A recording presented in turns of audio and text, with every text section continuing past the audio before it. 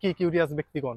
তো তোমরা হচ্ছে সি ইউনিটে যারা পরীক্ষা দিছো, তো এখন তারা হচ্ছে কয়েকটা বিষয় নিয়ে কিউরিয়াস, যে আসলে ভাই এই যে পরীক্ষা দিলাম কাটমার্ক কত হবে, কিংবা আসলে সর্বোচ্চ এমসিকিউ কয়টা হতে পারে, সবচেয়ে বড় কথা ভাই কাটমার্ক কত হবে।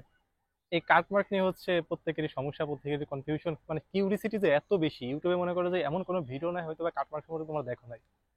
কিন্তু একটা বিশেষ বা সত্য কথা কি জানো, যে কাটমার্ক আসলে এটা কিন্তু প্রেডিক্টেবল, এবং প্রেডিক্টেবল মানে এটা নাও হতে পারে। এটা হচ্ছে তোমার বিষয়টা।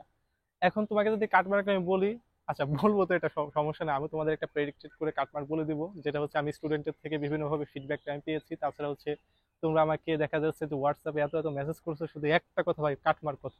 ভাই আমার এতটা এমসিকিউ হয়েছে, আমি কি চান্স পাবো? আমার আসলে কত পজিশন হবে? আমি ফাইন্যান্স পাবো, আমি কি অ্যাকাউন্টিং পাবো, নাকি ম্যানেজমেন্ট পাবো? এইসব এত সাথে বা এরকম। হ্যাঁ, তাই ভাবলাম যে আসলে তোমাদের মাঝে হচ্ছে ওইরকম ভাবে আমাদের গ্রুপসে আছে, কিন্তু আমরা গ্রুপে কিন্তু মোটামুটি সাপোর্ট করার চেষ্টা করি। তাছাড়া আমার পরীক্ষা চলতেছে, এই কারণে ওইরকম ভাবে তোমাদের রেসপন্সও করতে পারতেছি না। ঠিক আছে, তো এই কারণে হচ্ছে তোমাদের জন্য মোটামুটি একটা ভিডিওর ব্যবস্থা করলাম। এখন দেখো যে ভাই, তোমরা সি ইউনিটে কিন্তু শুধু এমসিকিউ পরীক্ষা দিছো, আর আগে হচ্ছে রিটেন পরীক্ষা দিছো। এই যে এমসিকিউ পরীক্ষার আগে কিন্তু প্রিপারেশন কতদিন নিতে পারছো? মাত্র হচ্ছে কত, তোমার হচ্ছে প্রায় 1 মাস তোমাদের টাইম দিছিল প্রিপারেশন নেওয়ার জন্য। ওই যে একটা কথা আছে না, যে যথাসময়ের কাজ যথাসময় না করলে পরে হয় না। তো দেখা গেছে যে তোমরা আগে যে এমসিকিউ পরীক্ষাটা ছিল ওইটা ভালো হয়েছে, কিন্তু এখন কিন্তু তোমাদের আগেরটার সাথে খারাপ হয়েছে, এটা তোমাকে মানতে হবে। হ্যাঁ, তোমার এই এই পরীক্ষাটা আগের চেয়ে খারাপ হয়েছে। এমসিকিউটা কেন খারাপ হয়েছে? কারণ তুমি তো ঢাকা ভার্সিটিতে পরীক্ষা দেওয়ার পর আশা ছাড়িয়ে দিয়েছো, তুমি তো অন্য ইউনিভার্সিটি পড়ছো, অন্যান্য ইউনিভার্সিটির জন্য পড়াশোনা করছো, আর অন্যান্য ইউনিভার্সিটির কোশ্চেন প্যাটার্ন ঢাকা ভার্সিটিতে তো এক না।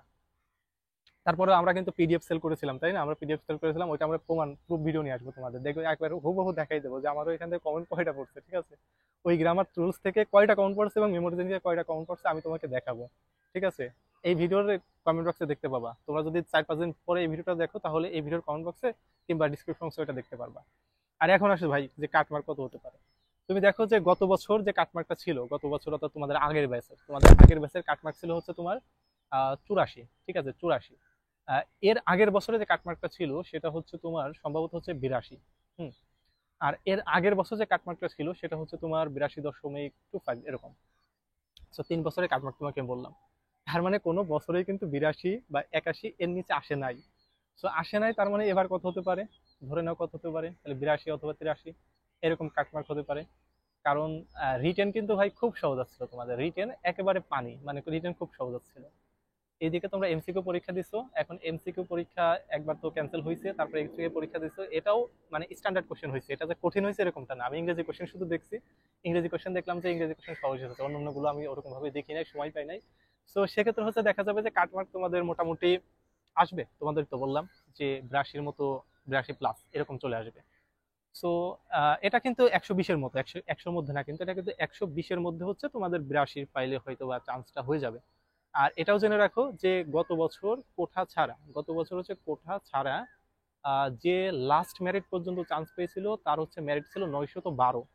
তাহলে লাস্ট বছর হচ্ছে 912 মেরিট যা ছিল, সে হচ্ছে চান্স পেয়েছিল সি ইউনিটে। তার মানে তোমরা এবারও ধরে নিতে পারো, রেজাল্ট পাবলিশ হওয়ার পরে তোমাদের যদি 900-র ভিতরে থাকে তাহলে তুমি সাবজেক্ট একটা পাবা। আর সবচেয়ে বড় কথা হচ্ছে যে তোমাদের রেজাল্টটা পাবলিশের বিষয়ে পর্যন্ত কোনো নোটিশ আসেনি। আর এইটা হয়তো বা তোমাদের 1 মাস, 1 মাস তো লাগবেই না ভাই, আগামী 7 দিন অথবা 10 দিন তোমার হচ্ছে ঈদের বন্ধের পরে তোমাদের এই রেজাল্টটা দিয়ে দেবে। এবং ঈদের বন্ধের পরে রেজাল্টটা দেওয়ার পরেই ভর্তি কার্যক্রম খুবই দ্রুত চলবে, ভর্তি কার্যক্রম খুব দ্রুত হয়ে যাবে। আর তোমরা ভর্তি কার্যক্রম সম্পূর্ণ করতে পারবা। এখন আরো ইজি ভর্তি কার্যক্রম প্রসেসটা করেছে, যেটা আমরা ভিডিওর মাধ্যমে বিভিন্নভাবে জানিয়ে দেবো। সো এই ছিল হচ্ছে তোমাদের সাথে কথাবার্তা। তো আশা করি বুঝতে পারছো আলটিমেটলি কাটমার্ক ভিডিও দেখে কোনো লাভ নেই। আমি যে কথা বললাম এই কথাই দিন শেষে এটাই প্রমাণিত হবে। ঠিক আছে, আর কাটমার্ক ভ্যারি করবে, এটা স্বাভাবিক। কোশ্চেন সহজ কঠিন হওয়ার উপর ভিত্তি করে আমার স্টুডেন্টদের থেকে ফিডব্যাক পাওয়ার পর মনে হয়েছে যে মোটামুটি এইরকম কাটমার্কটা থাকবে। তো ভালো থেকো, চ্যানেলের সাথে থাকো, এবং আমার চ্যানেলটাকে রেফার করো যাতে তোমাদের জুনিয়র যারা আছে তারা আমাদের চ্যানেল সম্পর্কে জানতে পারে, আমাদের ভিডিওগুলো দেখে উপকৃত হতে পারে। ভালো থেকো, আল্লাহ হাফেজ।